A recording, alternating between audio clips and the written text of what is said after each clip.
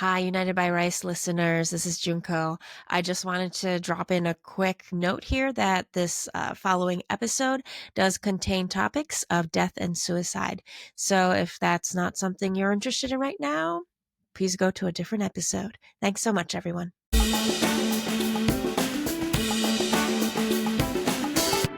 Hello, we are United by Rice, where we talk about all things API, stories in TV, film, theater, and beyond. I'm Junko Goda, and I'm here with my co-host. Yeah, and I'm Ben Lee. I'm happy to talk to you again, Junko. It's been a week or so. Yeah. And our guest later on in the pod will be Rosie Choo, who is a former actor.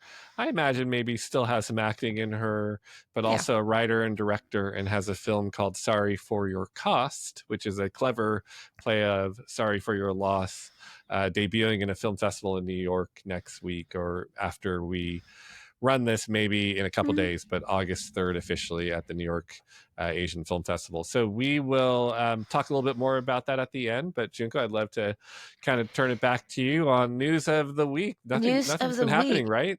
Yeah, it's been so quiet. Actually, I do want to ask you for a quick San Diego Comic-Con recap.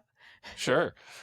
Well, for folks that follow me on my social, which is it's Ben Lee or its.benley, BENLEI, you'll see some clips and some photos that I posted.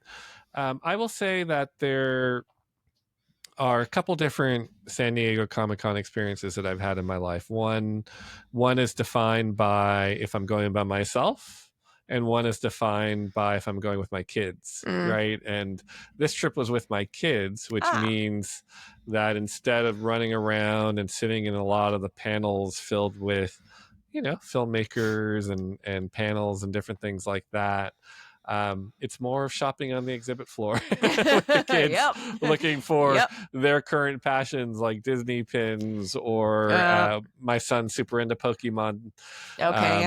And so he's looking for a lot of those things. And then they get overwhelmed and don't want to stay very long. So usually we're How long out do they last? after a couple hours. We probably get in, around lunch and then are out by 4 or 5, depending on how many breaks we took. And then we go have a normal San Diego dinner and usually call it for the night. So in many ways, not a terribly exciting Comic-Con for me. Marvel wasn't there, was it? Yeah, but there was the big ones, the big studios. Yeah, weren't well, there. and that was what I was going to say.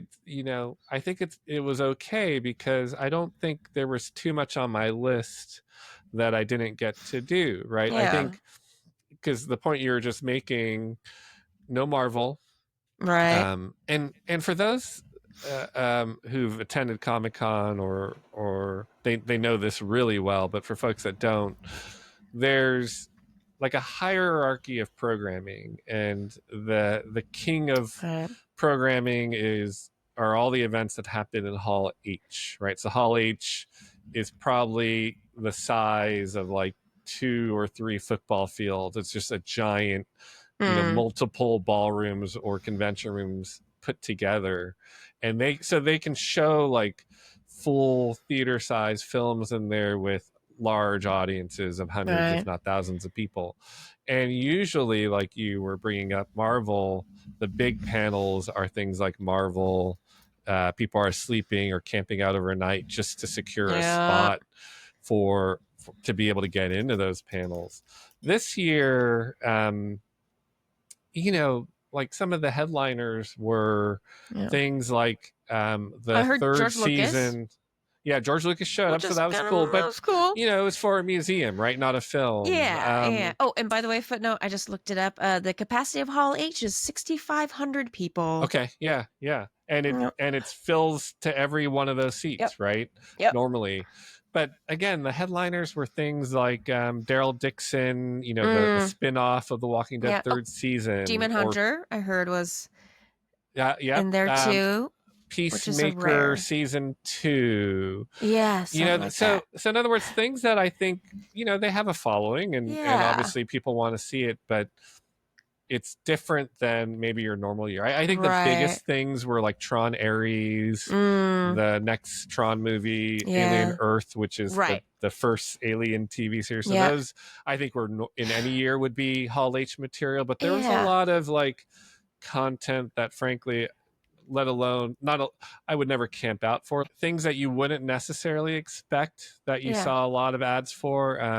Huh. Uh, and I'll talk about one of them, Mm, Butterfly, which is an mm. Amazon show starring Daniel Hmm. Day Kim. Oh, yes, yes, yes, That's the new coming one. out. The action one. Yeah, Yeah, yeah, yeah. they didn't take over a building, but they were on the trains Oh, that that's run good. And across yeah, and all the DDK time. was there for a panel too. Correct. I Yeah. Well, noticed and that. so Yeah. speaking of that, Oh. I did want to force my kids to go to a panel, and Okay. but I didn't want to take them into Hall H Right. or Ballroom 20 or one of the big Yeah. loud ones. So I took them to the Butterfly one, which Ah. fits our podcast in terms of Asian Yes. American themed. Yes. I think And a couple of my friends were there in that room. Okay. yeah, and Nice. it was fairly easy access, a good energetic crowd. Yeah. Daniel Day Kim is the star. Raina Hardesty will play Mm. like another starring character. I don't think she's a known name, but Mm. she was also present along with Piper Mm. Perabo. I don't know how do you say her last name. Mm-hmm. And it's adapted from a Boom Studios comic book. It's Oh. generally about assassins, and it looks awesome. It looks Nice. fun, and I think hits August 11th on Oh yeah, right, Amazon. right, right. Yeah, yeah, yeah. Yeah. Now I wanna ask you this other question that will kind of pull us to current entertainment news events. But was there a did South Park was there a buzz at Comic Con because There the episode came out Friday night, Yes. right? So Yes. by Saturday, I everyone's think like, "Did you see it?" yes. I think Thursday or Friday it came out. So there was a buzz. They had South Park also always has like an annual presence along with a lot Yeah, of the yeah, that's true, Comedy true. Central But the animation. episode Sermon on the Mount that came out Yes. last Friday. Yes. Well, and Trey Parker and Matt Sermon came out. Mm, I think on Friday or Saturday they had their presentation yeah. at Comic Con, and we're of course addressing it, and we're Yeah. kidding. Oh, we're sorry. If Yeah, that we are offended anybody. so sorry. And I Yeah. and of course you're with your kids, so you can't be like really, Oh really no! getting Look, into it. my Yeah. kids. There are some things that will make me not sound like a good parent, but Yep. they understand the Trump zeitgeist, and I Okay. was like, okay, I think we can watch this, and it came Okay. on in our hotel room, All and I right. prepared my daughter for, okay, there's micro penis, but don't tell mom that I let you guys watch this. This is called Um, satire. Well yes, executed satire. yes, or some of the other words and phrases that are used in the Mm-hmm. show. It's like, okay, you Okay. don't get to say these things, but they thought it was hilarious, and it was. I mean, look, Yeah. epic takedown. So what a week, right? Like Oof. I think you and I have talked. Maybe you're not a late bird and don't watch as much late night talk Mm-hmm. as I do, but I'm Right. a huge Stephen Colbert fan. I've Mm. been to a few live tapings in my life, Nice. but he comes from the Daily Show lineage, and just Right. absolutely adore him and what his show has stood for Mm.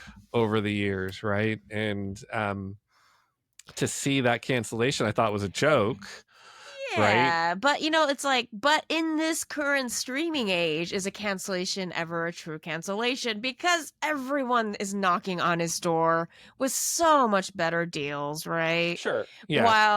While stupid Paramount they had just signed I don't know, was it like a pretty big deal with South One and Park? a half billion Billion, for right? streaming rights. One and a half Okay. billion. That is Yes. huge. And they are stuck with that contract, and look what South Park's putting out. Yeah. I mean, amazing. And look, South Park isn't a show that I've watched in years, right? Yeah. Me neither, me But neither. You know what? Oh, side note, I used to have the honor of subtitling oh, did you? South Park into Japanese, or subtitling, or doing quality control on Okay. South Park subtitles. And that gets interesting. I bet. Yeah. I bet. That's a whole nother episode. Basically, But only you can only capture like 15% of the nuance in subtitles. Yeah. South Park. But I like Yeah. they are heroes, right? Like they, in the face of, whatever could have happened, deal Mm-hmm. canceled, their deal canceled, um, good for them, right? And I think Yeah. in general, the media community, and of course, obviously the liberal media community, but that's also, frankly, I most of mean, even Hollywood. us Trekkies. Like I've Yeah, seen photos of Trekkies like just taking a photo of their entire Star Trek DVD collection. They're like, I don't need Paramount anymore. yeah, Like yeah, right. Like, it's good for they them. as a brand, they are taking a pretty big hit. Yeah, You know? and they should.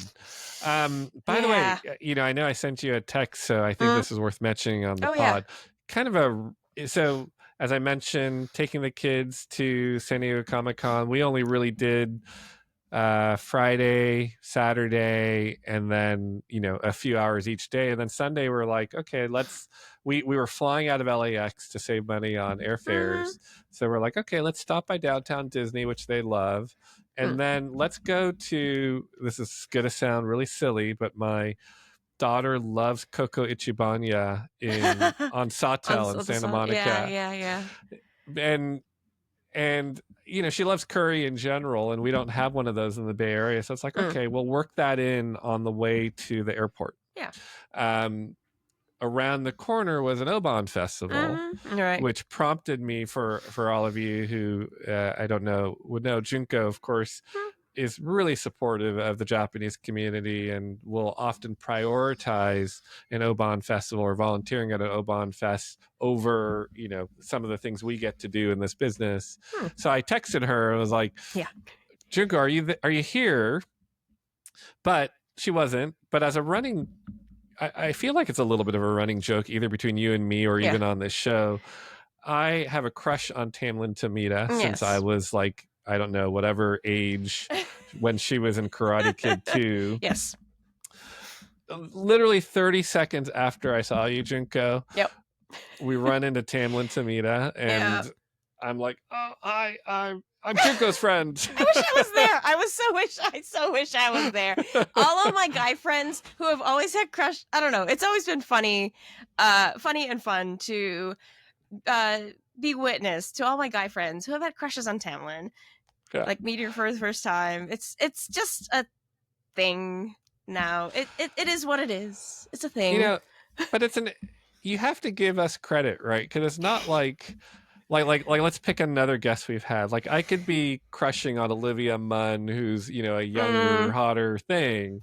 Tamlin, I think, has this like different appeal, right? Because she's an intellectual, she's involved in the community. So it's like we yeah. have this childhood crush, Yeah. but then it's like this almost, at least now speaking for myself, it's almost like this respect that has grown over the years because of Yeah. what she has done Yeah. for the Asian American community, the But she Japanese still takes you community. back to that 13-year-old little She does. Ben She does, and watching that you know what? She movie. she doesn't have to dye her hair or anything. I think she's still lovely. So anyway, Yes. that was a fun moment Yeah, as so you just turned well. around and you're like, I'm Juko's friend. Yeah, Hi. yeah. I'm Junko's friend. She's like, oh, remind me, or what's your name? Yeah, And yeah. I said, we want to support your theater. She said, come to the theater, and so Yeah. we'll have to make all this happen still, Junko. We have to go to her Yes, theater. We have yes. to have Yep. her on the show, Yep, yep, etc. yep. I already talked to her the other day, and I think they're starting to ramp up.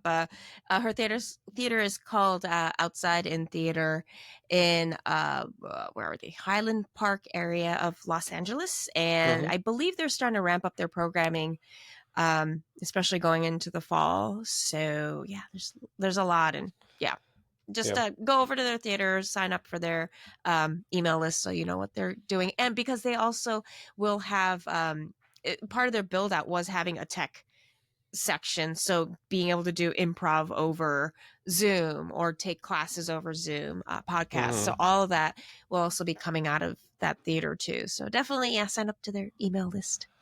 One other kind of closing note on Comic Yeah. Con: the panels are often known at San Diego Comic Con for giving people that attend something. So Yeah. they gave us all a. I should have. Well, Oh well, you this could is. describe it. Yeah, I'll describe it. Most people are listening anyway, but they gave us a comic book that the art is meant to look like Daniel Day Kim and the co-star Raina. Oh, And nice. then he announced at the end and as a surprise, we're going to stay behind and sign them all for everybody, Ooh. which, I like, again, for Oh, my kids and that yeah. was like a geek out moment. And, Yeah. I'm always and I teach the kids this, right? It's like in the broader entertainment industry, Daniel Day Kim, he's a guy that was on Lost. He was on Hawaii Five O. Mm. He's known. People recognize him, but I don't think he's known as like a major star. Yeah, But yeah, in yeah. Asian American circles, Right. he's like the first big Korean American Yeah. actor, and he's the first Tony nominated Mm-hmm. Asian American. It's like it's interesting how I am kind of living in both of those worlds when I'm at a Mm. moment like that, Mm. right? It's like, because he's my Hall H, right? Like Mm. Yeah. he should Yeah, be on the yeah, big yeah. stage, but here he's, in a smaller room, as an invited guest of a comic studio. So it's just kind of an Mm. interesting, I think that really reflects much of why we do what we do and trying to elevate a lot of these types of shows. Yeah, But yeah. And actually, then Rosie had taken, our guest, she had taken a lot of time, and she's like, because we have 23 episodes out now. yeah, So she actually, listened, skipped popcorn around and listened to a whole bunch of our podcasts, and she was telling us that, we're doing a service too of, I guess, I don't know, cataloging, archiving, whatever you want to call it, these interviews. yeah, and I Um, think it's just so Rosie Choo, she's Vancouver based, and she's gone through a lot. We'll let you listen to the interview, but even if you just talk about her film for a moment, it's a 15-minute I think roughly around 15-minute short film called Sorry for Your Cost. It's about a young teen whose mother dies and how her blue collar family essentially has to deal and make difficult choices around how to provide funeral services for her. So it's a very, mhm. simple yet emotional concept. But, as Rosie shares, she not only has lost her mom, but has lost other close friends and Oh, family over the last recent years. And I think, oh, for her, she's been listening to our podcast because it's just about having an outlet to mm. share our stories. Like, really, all Asians, but all people go through something, right, tough in their Mhm. lives, and has found our podcast cathartic. So it was really nice to hear that, because we haven't heard that from a guest before. We're still Yeah, so yeah. so So new, we're so right? damn So new. yeah, yeah, but we hope to bring some honor to her story too. She's again kind of coming off of tou probably more than, she called it a tough year, but probably more than a Mm, tough year, and yet has yeah. created this remarkable project. One of the stars is Olivia Chang, who I would call a friend of our podcast as well, and it really is a very touching film. And despite the topic of loss, is also, it's not this overly trauma porn type of film Yeah, to watch, right? yeah. It's more lighthearted than that. She calls it an absurd dramedy, Mm, and I think that's yeah, an apt description to yeah. that. So, any other closing thoughts before we hand it over to Rosie? No, yeah. Take it away, Ben. All right. Well, thank you, Junko. And also want to spend a moment. We've been really remiss. We've had a lot of help on this podcast from one of our producers, Leanne Pham, who probably joined us in like episode 3, and yet Yeah. we've neglected to mention her. We're eventually going to force her to talk on this podcast, so stay tuned for that. Yes. But as a reminder, our socials, it's Go Junko or it's Ben Lee. But most importantly, to stay up to date on the podcast, it's United by Rice podcast on Instagram, and you can download, subscribe, or listen to the podcast on iHeartRadio or Spotify, and hopefully coming soon to other platforms. But as we mentioned, here's Rosie Choo.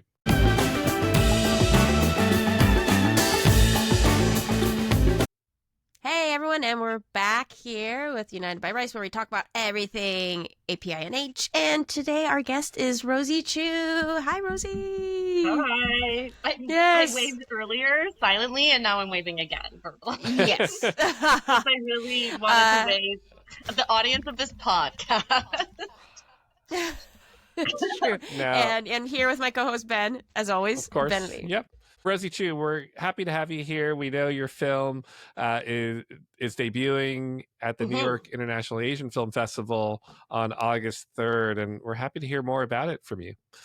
Yeah, absolutely. So, Sorry for Your Cost is a story of Ren. It's about a scrappy teenager who really wants to get into acting school. She really dreams of being an actor, but the day she gets in, her mom tragically and suddenly passes away. And so with the family being working class, they have to make this decision if they're going to use the money for the funeral to kind of give her those last rites, or if Ren is going to pursue her dreams and go for the impossible thing of becoming an actor.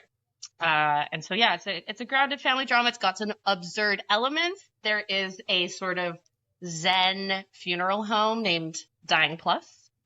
And we see the family navigate some sort of interesting sales tactics and interesting approaches to trying to secure their money. Sure. Yeah. And it's very, there was actually an episode of Black Mirror. I don't know if you watched the most recent season of Black Mirror where... I have not been in an emotional place to watch it yet. I know it's very jarring. It's a tough one. And I love Black Mirror. But there's an episode with Rashida Jones where she plays a character who passes away, and then the husband's put in this very similar situation that you're describing with the funeral home, where he has to pay to basically keep her alive, but they keep upselling her different packages, or keep upselling him different packages. Wow. Or she goes dormant, right? Yeah. She goes dormant, or actually even plays ads, right? Impromptu. It's very similar to how you would describe your film, an absurd dramedy, right? It very much fits a similar tone. So you're saying Black Mirror copied me, is what you're saying. 100%. 100%. Knowing that you filmed in 2024 or 23, they absolutely must have copied you. Actually, we were filming 2 years ago. Today we were filming. Okay? So this time period, the kind of 27th to the 31st, like, it's very potent for me. And I've been like, and I'm so, first of all, thank you so much for inviting me onto the podcast. Like, of course. Looking at the other guests and even just listening to tidbits, like, you always say, like, make the thing that you needed to hear or whatever. And I just feel like the podcast has a really clear voice. I love United by Rice because I think it can even be extended to other cultures. Like, I talk about this with my Italian besties. We're like, arancini is a fried rice ball, and I'm about it, okay? I can't describe to you how much I love rice, and if I don't eat rice for like a few days, it becomes like a mental health problem. So I was really thrilled when Nicola mentioned this opportunity, and yeah, I'm excited really just to get into any questions you have about the film. Sure. And Nicola and her firm Pender PR, they originally brought us Olivia Chang too, who is like a Hall of Famer on this show now, right? Yeah. And she's been on a couple, or she co-hosted an episode with me, and I just have to ask, like, is she running like a warrior style brothel in Vancouver that's housing lots of young filmmakers? Because I keep hearing of projects that she's attached to. No, she is everything you see on television. Like, I can't say more. I'll literally start crying because Olivia has become a jie to me, who has guided me and mentored me and like supported me and come into my film and just supported the young performers, like gave her all, did rehearsals, like gave of her time so generously and her talent, like to work with a performer that seasoned for television, right? Television is like you're turning and burning all these things, and like the way that she works as an actor, and to see her navigate like her space on set, I felt that was such a career highlight for me as a director to work. And I met her through the project. I met her through Boldly, our producers, who had worked with her on a project by Mayumi Yoshida, which Oh, yeah. won the Grand Jury My friend. Prize at South by Southwest. Yeah, and has like Mongrels? Mongrels? it's No, which one? why am I forgetting the name? Are we able to No, look that up? is it Mayumi's project? Different than No, before. no, no, no. Different than before. Different than before. Ah, okay, Yeah. okay. And Tai Yeah, Ma yeah, is it's filmed Oh, in right. Vancouver's historic Chinatown in a dim sum restaurant, like in deep Oh, COVID. And I the recognize music video.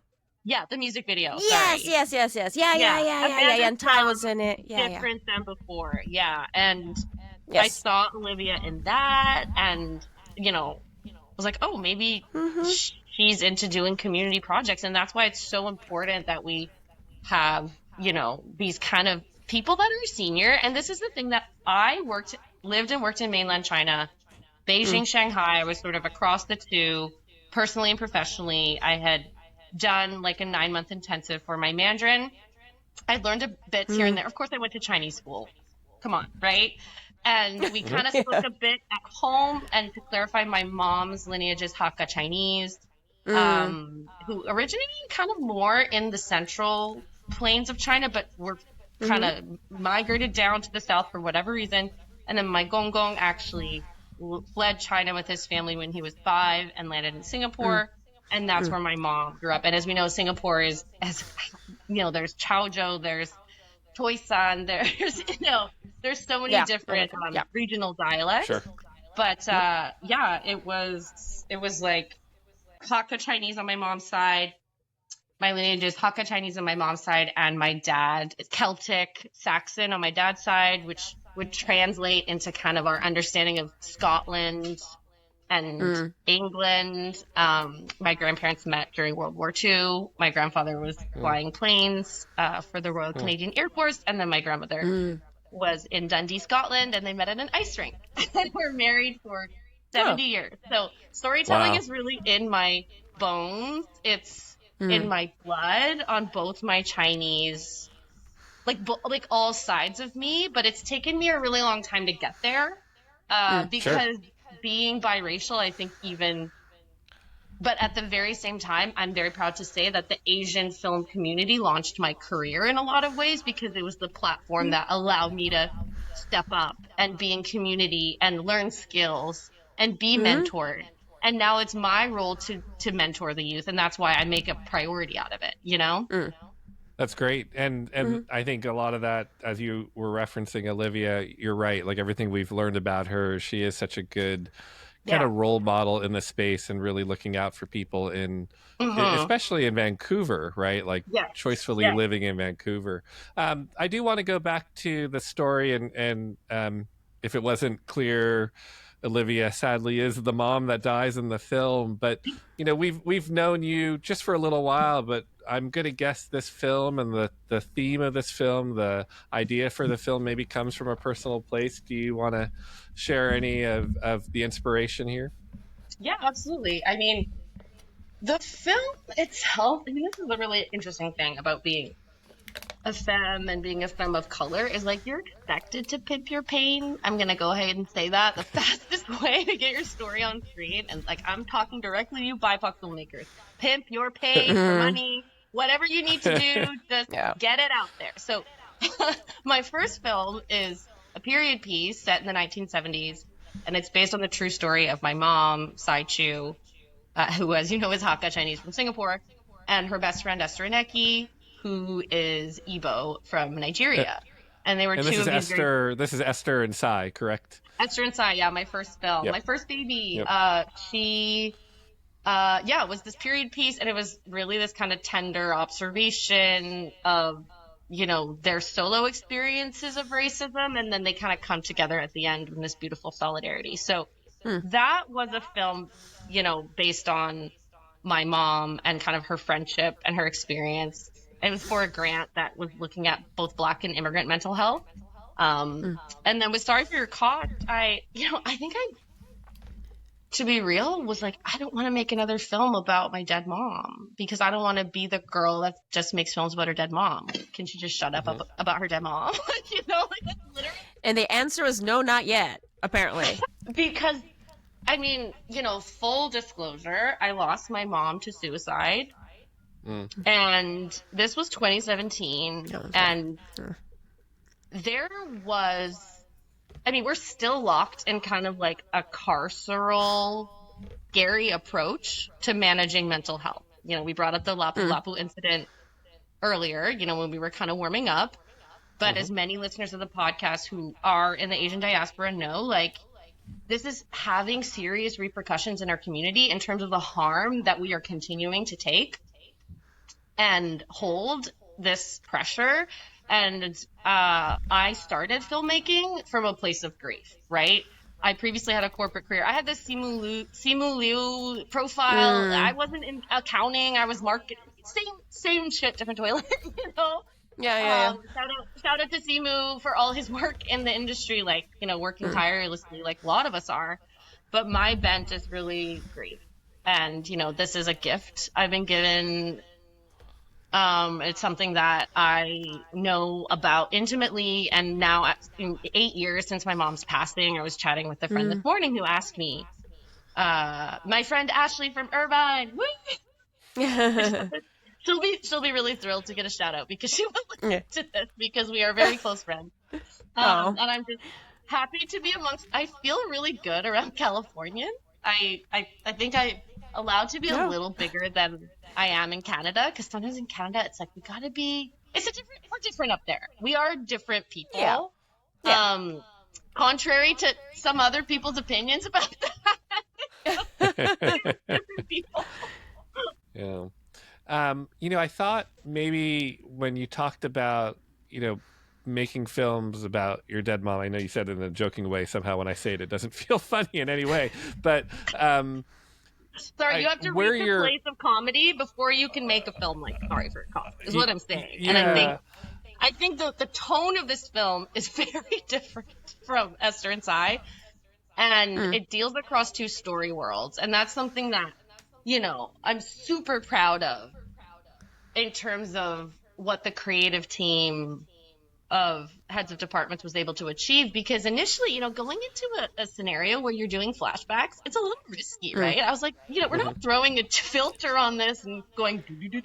Like, how are we really distinguishing these story worlds so that, you know, Olivia's character, Anna, the mom, is fully really the star of everything that's happening in the past, right? And I think, you know, as the daughter kind of reckoning with that is like, oh, I've lost my tie. I've been cut adrift. That's how losing my mom felt.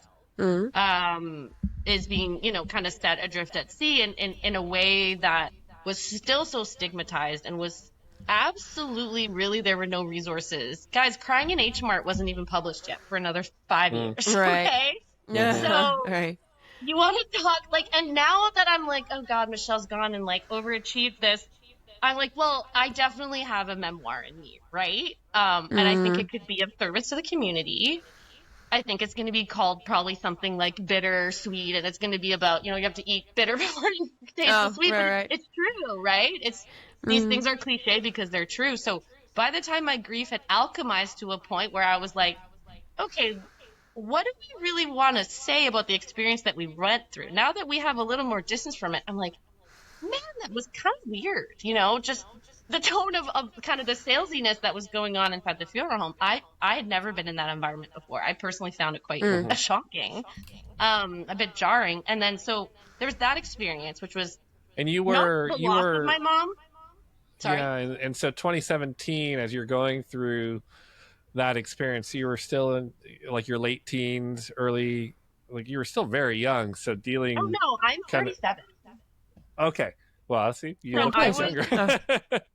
26? Yeah. Care. Well, Asians don't raisin. Like, yeah, exactly. Asian but dealing with like the funeral industry. I was 20. How old was I? 26? Something like that? 26, 27, something like that. Sure. Yeah. but dealing with the funeral industry for the first time and kind of learning, how maybe uneasy the process can be. Mhm. Yeah. Yes, because it's jarring to go through the experience of planning my mom's funeral and experiencing this like salesy kind of Mm, subtly manipulative, weird below the surface thing, like in the because you meet with the funeral director and they basically kind of like try and get you to buy as much shit as possible is sort of their yeah, goal, right? They're yeah, salespeople, and a lot of the industry is not monopolized, but like one corporation yeah, kind of owns a lot of it, and yeah. it's very kind of conglomerate. Yeah. Mm, So that was an inspiration. Yeah. mm, I also participated in a balloon release at a funeral. mm. And I thought, my initial thought was, oh, this is very bad for the environment. But there was something about the release of it that I think, especially after sitting in a stuffy kind of pew, weird situation, like it just felt nice to have that release and Mm, having, lived, having my mom's ancestry being Eastern, having lived in, an Eastern context when I was in Beijing and mm, Shanghai, I know what it's like to have those more collective rituals around grief. So I thought, Hmm. we are lacking in these rituals. And then thirdly, I found an ad on Facebook Marketplace and it was for a grave plot. And I think it was $30,000 or something like that.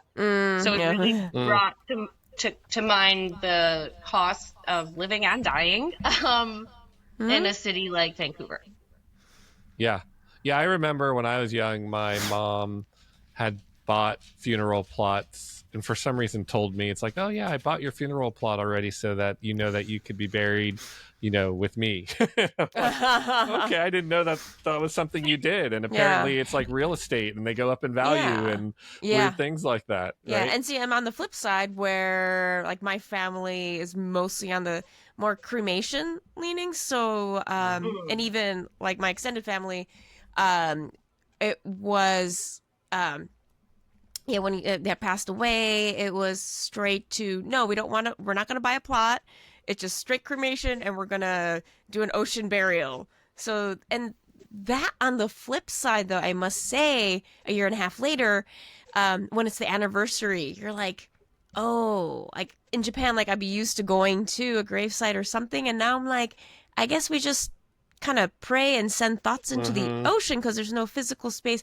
I a year and a half later, I'm kind of wanting some sort of space, but it could be Mm. because the people who gather make the space as well, so it could be that Well, too. Yeah, I and think to all of so. your Yeah. points, like dying is a personal thing. So, Rosie, I guess in your experience, and again, if it's too personal, don't share, but it's interesting, right? Like all Asian, we all know, like Asian families, Asian cultures have all kinds of rituals when it comes to the day of a funeral, the time before, the time after. But having a mother and father who are from such different cultures and a mother who died really young, I assume this is something that none of you had talked about and knew what to do in the moment, right? So how how did you I do ultimately agree because I think that Mm. my lineage knows how to deal with a crisis mm, because they've fled Mm, yeah. war and trauma on both sides. And I think that Mm, the funeral was fucking stunning. 10 out of 10, no, okay. no. There were people spilling out of the chapel. My mom was a Oh mm, popular wow. lady. So yeah, I think that we all snapped into it, but I don't think the funeral itself, it was a performance. mm, It was something Mm, that we did because we needed to at that time. There were no words mm, to say, and yet we just had to carry on. And yeah, I'm going to quote one of my favorite songwriters right now, MJ Lenderman, and he has a song. I can't remember what it's called. He says, "It falls apart. We all got work to do." Right? mhm, No one's going to mm, clean up our mess as we yeah, see, our collective care and power is what we have to build in order to yeah, feel and be safe. So yeah. I And think I don't that the know, way, like go I was ahead. gonna say, I don't know if you saw around you because you were talking about matriarchy before. Did you Hmm. observe a lot of the women around you or in your family step up during the process? I'm Yes. wondering. Yes. I think everyone did to the best of their ability. And some of my family is still in Singapore. Like, I studied abroad there at the Mm, National University of Singapore in 2009 when I was doing my bachelor's uh, of commerce. And I was there on a scholarship, and I got the mm, opportunity to go to Singapore with my mom and see where she grew up on Arab Street That's and cool. be with her and her aunties. And I'm so, at the time I was like, oh, I'm so embarrassed. I was like, I'm trying to go to full moon party, mom. Like, leave me alone. Mm. Like, why? Don't come with me on the study abroad. Like, don't do that. Like, I'm so embarrassed. But Yeah. now in light of all, losing her so suddenly and losing her in a way that, again, I've got a dark sense of humor, as you'll see with the movie, but it's like she Yeah, but it's was, also how we deal. We're human. it's how we deal with, some of the really tough and painful realities that all of us have had to face. And I think that's the thing that Yeah. I feel relief now with people like yourself, Junko and Ben, is like, oh, we can just talk about it as reality and fact, and we can navigate and we can parse and we can keep pushing. That's what I say to like my crew or whomever on set. I'm like, let's keep it pushing, okay? Yeah. And if something's not okay, let's talk about it, okay? Because Yeah. I don't want you to get to a point where you feel like, but with a lot of the youth I work with, suicidality is very common now. So in an 8-year time span, now we have Gen Z that have lived through COVID, and have had to force all this context into, online school, and then now we're all grieving something that we lost during COVID, but we don't really know what it is collectively, and everyone seems to have really moved on in different directions, is what it feels like. So I think the film now having its second wind on the festival circuit, we played in Seattle on the summer solstice on Duwamish territory at the Seattle Asian American Film Festival, which have programmed all three of my films. They're like my guys. I love them so much. Yeah, Seattle's good. Seattle's good. Yeah, and then as well with Asian American International Film Festival, the 48th edition. I was part of the 46th edition with my other film, The Body of My Name. So yeah, it's really important that, and I think I can feel all of our sister and brother festivals responding clearly, loudly, with so much. You'll bring honor to us. You'll bring. Can you listen to the Mulan soundtrack to hype myself up? Like, I am cringe core. I'm like, whatever it takes, right? We are past the point of needing to worry about being cringe. You need to listen to Mulan to get hyped up. Well, now, that's right. We're all listening to K-pop Demon Hunters. I know, I was going to say K-pop Demon Hunters. How about that one? No, I'm listening to Blackpink. I'm listening to Blackpink. I'm listening to solo albums. Which is the most ridiculous, like, the lyrics couldn't be more ridiculous, hence the name of the song, right?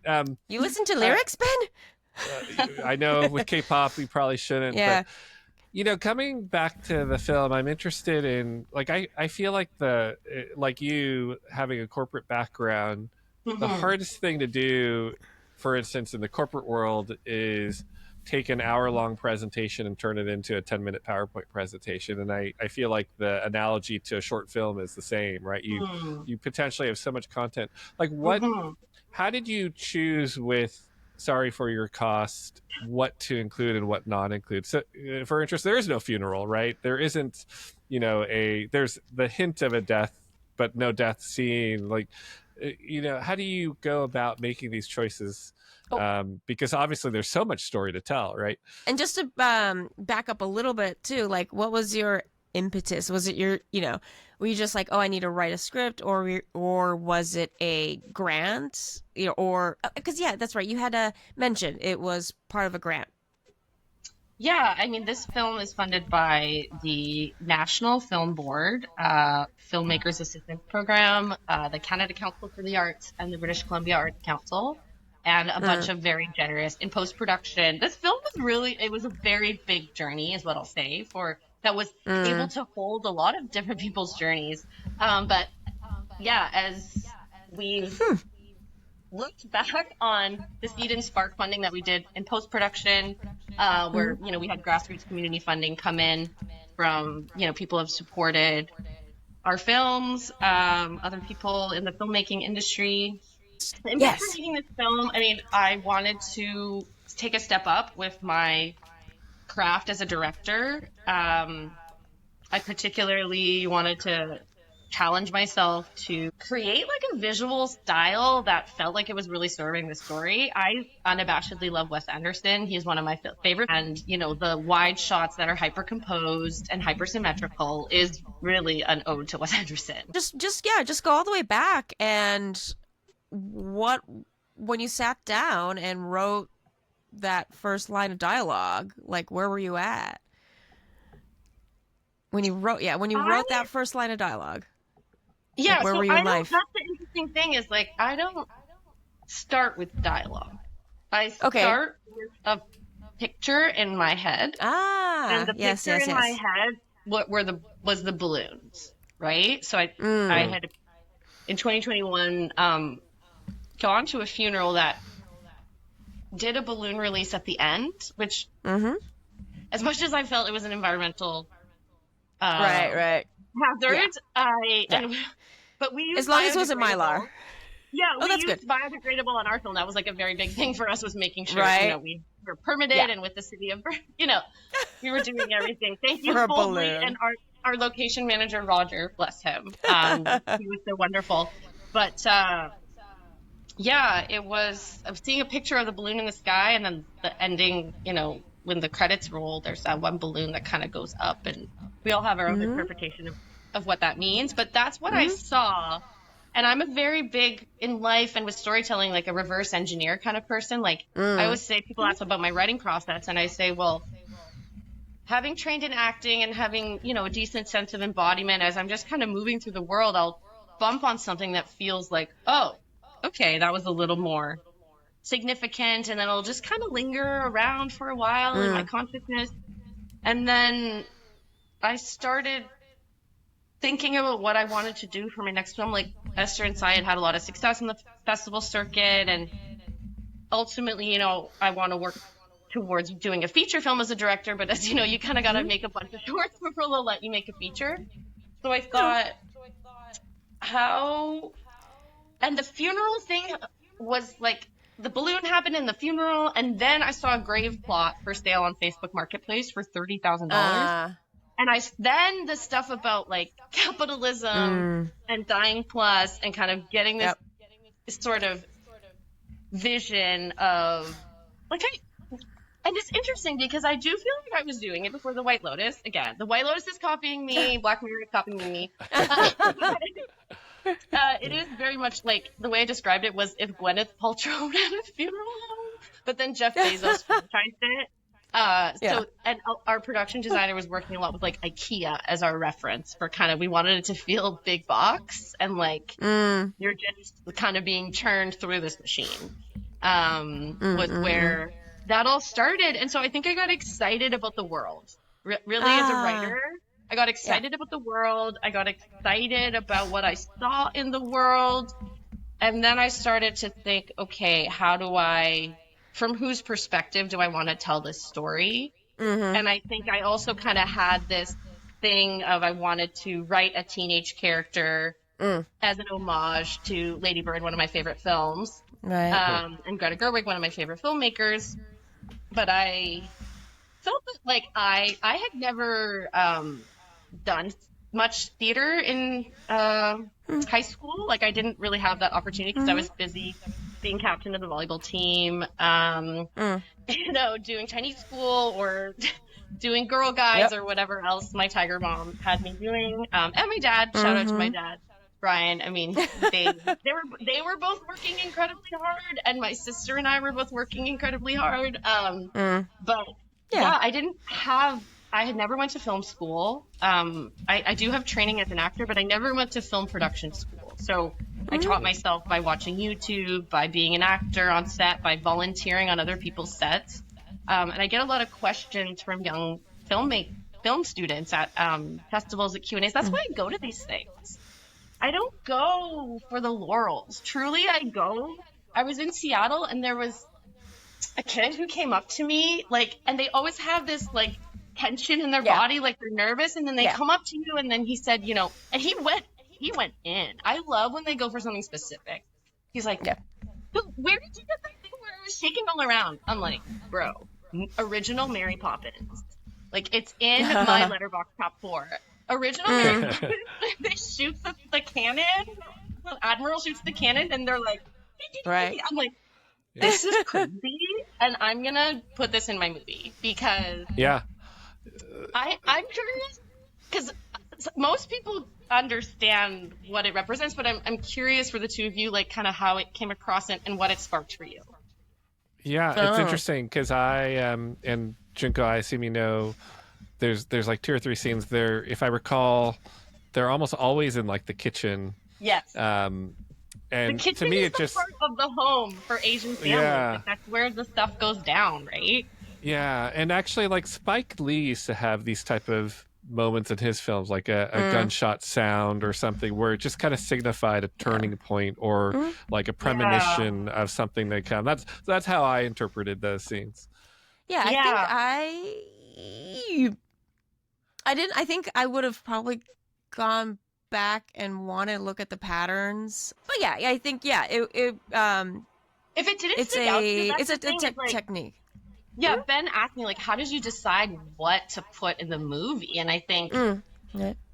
coming from that inspiration of those 3 things, okay, planning my mom's funeral, the balloon that happened at participating in someone else's funeral, and this Facebook ad, right? I like 3 things in threes. I'm like, okay, this feels like enough evidence or like enough to go off of that we're going to kind of like vibe out what's going to happen. And I think really, as I was seeing the world, I was seeing it in like the Wes Anderson goggles of like these big, wide, it's theatrical. Like that's when the Greta kicked in, and I'm seeing Saoirse Ronan, like, you know, on all black, and I had trained as an actor, and I love the theater. Like I have done some very grassroots theater with some incredible Asian theater artists, who many of whom starred my second film, The Body of My Name, Ning Zi.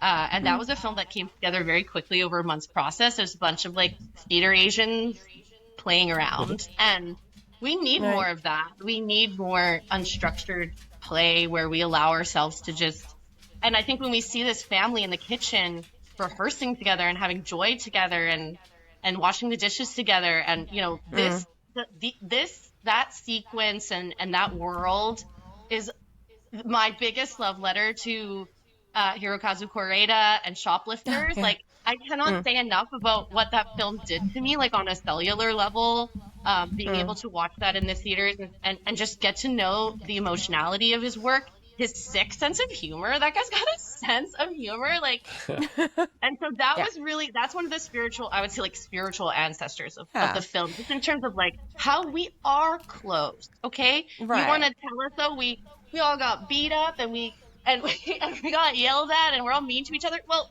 yes, and also, you know, we can have tender closeness, and that was something that was so important to me. Was like, this family loves each other. This family supports Ren, the protagonist, the teenager, to do art, right? Julie Kim says on her podcast, her interview with you, you know, we were expected to do all these things, and she, you know, we're expected to do the piano, but you could never study music at UBC. That's what I was like, Mom, can I do music? Can I be a pianist? She's like, absolutely not. So, you know, in a lot of ways, I was from a very personal place, and I know, Ben, this is something you'll chime in on, because I love seeing this recur as a theme on the podcast. I love talking about why are we always portrayed as the tiger mom on like a show written by white people? How do we evolve our own narrative, right? No one's going to do that for us. Only we are going to do that for ourselves. So how do we do that? Okay, we take 12 drafts and write a script till you finally arrive at a place where our producers at Boldly feel confident that we can execute on what we see on screen, and a very high production value that evokes the talent of our heads of department, right? Our cinematographer, Belen Garcia, our production designer, Adriana Marchand, our costume designer, Mel Ziney, our makeup artist, Isabel Paganine, who just won a Leo for her work on another project, right? So we had to like step up our game in order to get this version of an Everything Everywhere All at Once level of complexity. I hope you know, Everything Everywhere All at Once had more runtime, but that core of the mother-daughter relationship, that's That's something we all relate to, right? Yeah. Yes. And Yeah. and But you need good storytellers. Yeah. yeah. So Mhm. actually, I have a question for you. Actually, since you brought up Ren, so Mhm. Adeline, when you shot it, how old was Adeline when you shot it? Yeah, Adeline, because it's Oh, Adeline. Adeline, and Thank she you. was 15 years old. 15. Now we were 15 years old. yeah, so we were talking about what your personal history and what you were coming in to shooting this. And there's a lot, and it's very complex. So, as a director, what was your approach? Because you can't come at that at a 15-year-old. They're going to get bowled over. That's a lot for a 15-year-old to like take in. So, did you pace it out? What was your strategy as a director working with a 15-year-old who, it's 15 years a good mature age, but still there's Mhm. that an experience that you don't want to lose on screen. Yeah, So was she already like pretty a mature actor? And, so I guess how did you choose her and what was your strategy as a director? yeah, absolutely. So Adeline was cast on the project as Ren by Monica Dahlman, who is our Mm-hmm. wonderful casting director, works locally out of Vancouver. Mm-hmm. And it was like I did feel that like gut feeling when I first watched the tape. I think a lot of Mm. directors will say this. Yeah, I hear this again and again on the festival circuit, or when I hear Q&As, or I watch them on YouTube. There is a gut feeling, Yeah, and yeah. at the same time, I was working with my producers, and we had a round of callbacks. So we were actually able to bring uh, the performers, one of whom had much more experience and is already kind of working out of LA or doing both, and Adeline, Mm-hmm. who was still a high school student at Hugh Boyd Secondary in Richmond. Mm. Mm-hmm. But she has a wonderful drama teacher whose name is escaping me, but he helped her prepare. And I believe she already also had another like local coach. Like she really took it seriously. Like you clearly could tell that she prepped Mm. and was Mm-hmm. emotionally connected to the story and Mm-hmm. spiritually connected to the story. So yeah, after that I was like really excited to move forward with her, but also acknowledging like being the lead of a film where you're in every scene for 4 days. Yeah. And we had to Yeah. adjust our schedule a bit because I was Mm-hmm. very insistent. Like, I think the portrayal of teenagers by 30-year-olds on television does something to our brains. And I was like, this is not Euphoria. Like, I love Euphoria Mm. for other reasons. I really was passionate about casting someone local from the community. I mean, like, let's give Mm-hmm. this person a shot at their first, meaty role, right? Yeah. So that was Sure. Yeah. the Yeah. casting process. In terms of Mm. prepping, so I worked for 4 years as a working actor, and my go-to, my guy, my coach, Shane Mm. Savage from the Sonder Acting Studio. He is a Mm. classically trained theater actor from, I mean, originally from a remote place, but did his work, built up his work in Melbourne, Mm-hmm. Australia. Oh. He coached me on when I played Psy, like when I played my mom and Esther and Psy. He coached me to Mm-hmm. my first network television role of Batwoman. He like Mm. has so much range, and he was really passionate about doing more work on set. And I was like, amazing. Can you specifically like the Shakespeare monologue obviously is threaded throughout. Sorry, it's actually technically a soliloquy. Shakespeare, like people stand like, don't come for me. I'm not that seasoned. I'm living vicariously through the character.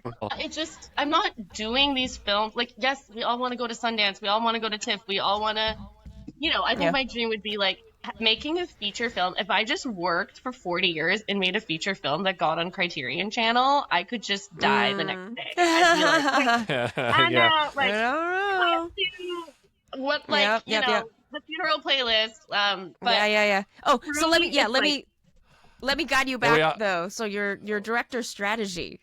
I yes, still want to hear okay. about your director strategy I want to with hear my dealing with a director strategy. 15-year-old. And on Yeah, top of so, directing a 15-year-old with a soliloquy from Hamlet. Interesting yeah. choice. Yeah, well, I I mean, think I the think question, I think the question really is like, how do you coach a 15-year-old to right. convey the level of emotion in a dark comedy, right? It's a very complex role. So, what were Yeah. the notes for her? Yeah, I mean, I think first and foremost, like clarity on the page, right? Clarity on the page from the writing Mm-hmm. perspective. Starting from good writing, great. I think as a director, my first strategy was bringing in Shane to support her, someone who has the actual training with Shakespeare to really support someone, both from a text perspective, but also on set. Like he was there, call to rap, always there to support both primarily her, but also the rest of the cast. In terms of, navigating subject matter that might be more sensitive, going into places that feel more emotionally vulnerable. So I think Shane really was the pillar of that strategy. It's someone that I've experienced a lot of care and safety from. Was very excited to bring him on the project. And then we did rehearsal, so we really felt solid about that. We also we were able to bring Adeline onto the set, like the location where she was going to be kind of, so she could kind of just see what it was, feel it out, get to know her set, get to know her props, get to know her space, right? Just that was another strategy to allow for that comfort. Our hair and makeup artist, like that's the person that thought was going to be close with her, kind of if there is need to, there's tears, like making sure that that experience is supported. Like I think for me, working with people that I trusted to bring a 15-year-old into this context, like a lot of people are repeat collaborators from Esther and Sai, and also Boldly is, bringing a level of professionalism as producers, like very seasoned, you could see from their track record and the quality of their work. So having that support, I think at all times allowed Adeline to really feel like, hey, okay, I can go to Shane. I can go to Angelica from Boldly. My mom is Vicky's on set. Her mom, Vicky, was on set with her the entire time. We've got Lucas, who's playing Bodhi, who's also bringing a really beautiful, like really calming energy, I think, to the play space in terms of the set. So overall, I felt also, I think the reason I connected so much with Adeline is like I do see a lot of myself in her in terms of that work ethic, right? And I never had a doubt in my mind that she would get it. I really never did. I think we just innately like really understood each other, like our kindred spirits. And it's interesting now, like 2 years on from making the film. She was much younger then. She's going off to university, to UBC this fall. But I think we always just kind of had that trust. Like I worked from kind of an intuitive place, like as an artist and as a filmmaker, but I could tell from rehearsal that she was ready to go. And the other strategy really was Olivia. And Olivia really stepped up and really took this leadership role of like fostering and mentoring these youth performers, particularly Adeline.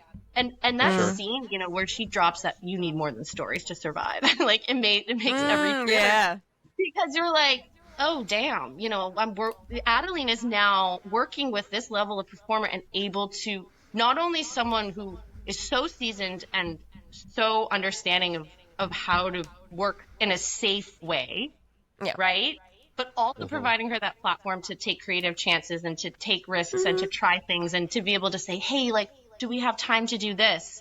That's why you do independent film, is so that you feel that sense of empowerment where the performers are bringing their thing. And I think it's props to you though to really explicitly bring that kind of environment and openness that there's no such thing as a stupid question kind of intention to the set, so everyone knows it's an open and safe, right? That's right. A safe That's right. Workplace. That's not classic Hollywood, right? So that's great.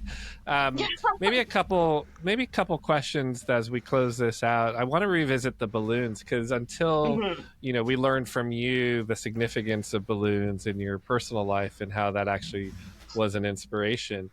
Actually, when I watched the film, I wasn't sure what I was supposed to take away from the balloon scene coming up at the end.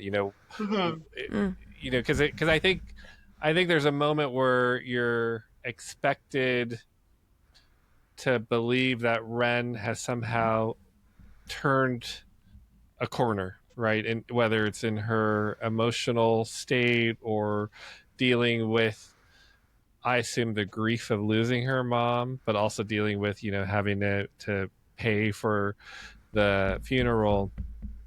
But I want to make sure I didn't misinterpret it now that I know that inspiration came from something so personal. So what would, and maybe you just want to leave it open-ended for viewers, but do you have an interpretation I of always that love last scene. Wait, I love Right. open-ended shit.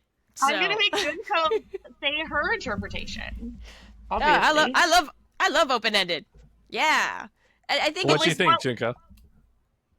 I felt like it was a and life goes on. You know, no matter what happens, um life will continue to go on for her. Kind of and it almost was like a yeah, like as the audience we were kind of dropped into these you know, days or weeks, you know, that the story takes place in. Yeah, that we were just like treated to this little volume, this little volume of this larger encyclopedia of this family. I mean, I have no problem articulating my intention, and it's like happy. Like again, art is intended to be subjective. I am Yeah. always really happy to hear people's interpretations. But for us, we had that second like over black sequence with the voiceover, the receptionist calling to follow up. So from that, you're intended to kind of deduce that, oh, they're chasing her down for this money. They actually like skip the bill and just she's going to go to school. They're doing their own ritual at the park with the cake, and doing the balloons as a way to like celebrate her life, celebrate Bond's life, and create their own ritual that isn't rooted in, corporate sales tactics. Because I mean, I'm curious what you thought about the office scene, but Bren is signing this under duress, right? She is kind of being rushed into committing to something as a quick Band-Aid solution, because oftentimes in grief, there might be guilt, there might be regret, there might be, unsettled scores where people feel like, oh, okay, if I spend more on this funeral, maybe I can alleviate some of that or give this person a send-off. But yeah, she chooses not to go through with that. They chase her down for the money, and then we just cut to them at the park. The one balloon that gets away is Mom. Yeah. See, it's amazing to hear your interpretation. Now, how will Mom's breaking free. She's breaking free. She's like, I'm out. How will I'm listeners? out. Over to you, kiddo. Yeah. How will listeners be able to see your film? I know probably not immediately unless they attend one of the film festivals, but is there a longer term plan for online distribution or some sort? We'll get it out there somewhere somehow. Right now we're focused on this screening, and then we have another screening that hasn't been announced yet that is going to be very big for us in the fall. Cool. So at this point in time, unfortunately, we're unable to say where that is. Sure. Yeah, of course. To respect their embargo, but yes, there will be an opportunity to see it in a theater in September. And following that, I think we're going to kind of regroup as a team, and I'd really, like to get it out distribution, have people be able to access it, because ultimately I hope this film is received as care, as medicine. I hope we've received feedback from a lot of audiences that it allows them to feel navigate their own grief of many kinds, not just of a family member. So we really appreciate all of the people who've seen it already. Well, we'll definitely, like, if you send us updates, text us or whatever, we'll make sure we provide updates to our audience as well as where they could see it. But it's a lovely film. To your point, it's, sometimes you see a title and a log line for a film and you're like, oh, I'm not sure I want to watch this. This is going to be super sad. And it is sad, but it also, to your point, sheds a different light. It's very poignant, and we very much enjoyed, at least I think I could speak for Junko and our producer Leanne, that we all enjoyed watching it. Junko, you want to close us out with a question that Rosie, as a listener, may be prepared for. We'll see. Yes. So since we are called United by Rice, we ask all of our guests, what is your favorite rice dish, including rice noodles, because that is rice too. It could be a favorite one right now. It could be an all-time favorite. Any rice dish. I think I'm going to be cheeky and say arancini. So, as I had said earlier, I love that rice extends across many cultures. Being a biracial person, I just, by my nature, kind of come from a lot of different threads weaving together in a big old blanket. But one of my best friends is Italian, and we love arancini. Mm, Rice balls. Yeah. Fried rice balls. Yeah. yep. I mean, Yeah. you can't. It's hard to mess up with that. When did you first have an arancini rice ball? Because the first time I had it, I was probably in my 20s, like visiting Italy. I don't think I ever had one stateside. I couldn't answer that question. I just know that since arancini has been in my life, things have So gone. maybe since you were a kid, then maybe since you have childhood memory. Definitely my 20s. Definitely my 20s. Okay. Got it. Okay. Yeah, it's similar. I'm not whipping up any arancini at home. But I think and then can I say I love chao guo tiao or char kway teow, the